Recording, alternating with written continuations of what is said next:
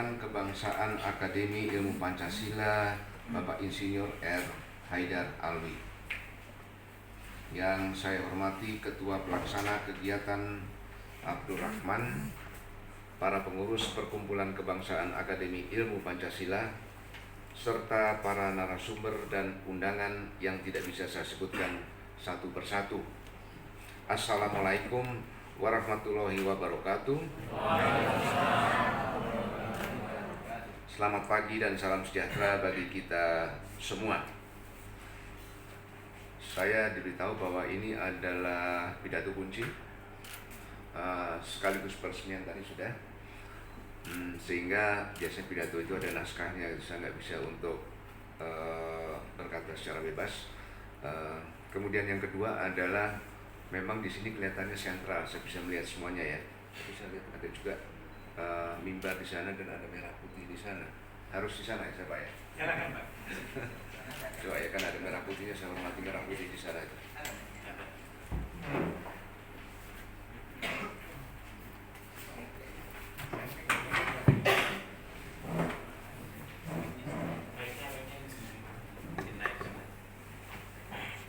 Oh ya, atas.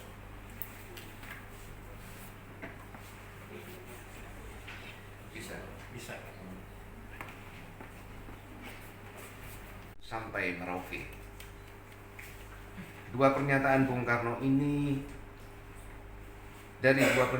Bung Karno ini kita mendapatkan landasan tentang arah dan cara kita hidup bersama sebagai bangsa yang bineka.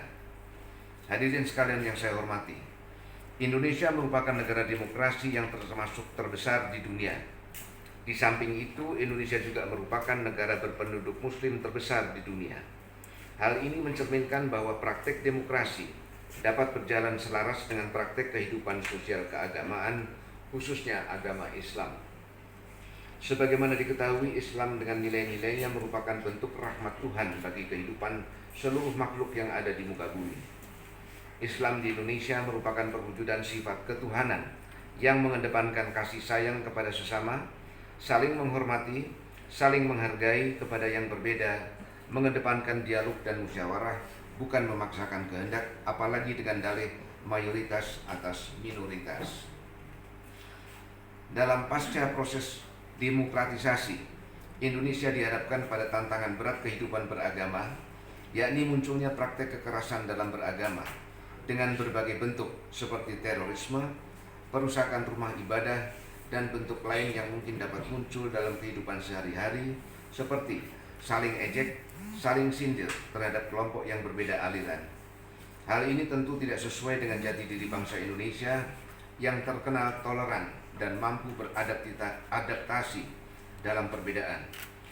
Jika berkaca pada sejarah, penyebaran agama di Indonesia lebih melalui pendekatan yang persuasif, menyentuh ke dalam akar budaya masyarakat.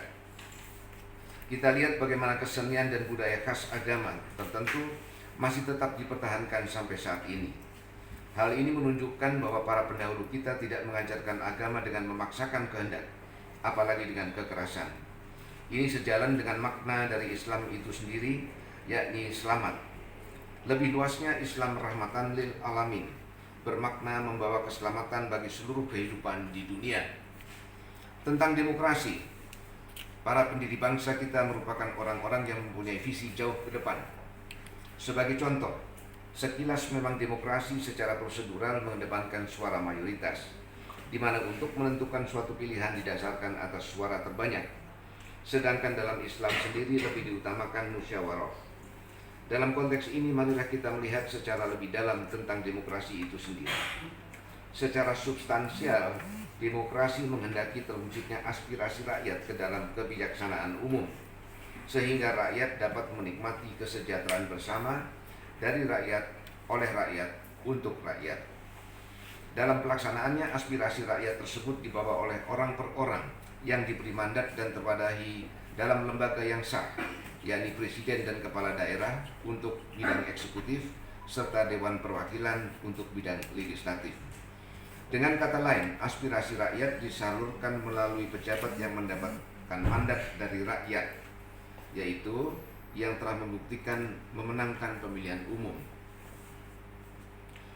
Dengan kata lain, aspirasi rakyat disalurkan melalui pejabat yang mendapat mandat dari rakyat, bertugas untuk memusyawarahkan kepentingan umum untuk memperjuangkan kesejahteraan bersama. Sementara pemilihan umum hanya merupakan cara untuk memilih para pemimpin dan wakil rakyat dalam rangka mewujudkan mekanisme demokrasi tersebut. Praktek kehidupan demokrasi di Indonesia yang demikian pada akhirnya selaras dengan nilai-nilai Islam, yakni musyawarah, dan hal tersebut tertuang dalam ideologi Pancasila, yakni kerakyatan yang dipimpin oleh hikmat kebijaksanaan dalam permusyawaratan rakyat.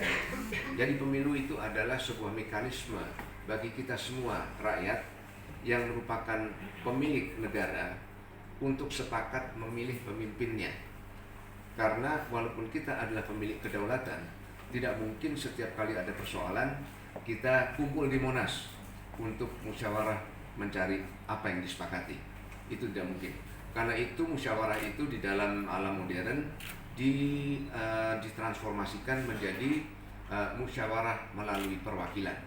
Kita memilih wakil-wakil kita, dan wakil-wakil kita yang melaksanakan musyawarah pada ujungnya adalah kita memilih siapa yang kita sepakati untuk menjadi pemimpin, untuk memimpin kita untuk jangka waktu 5 tahun. Itu adalah kesepakatan kita.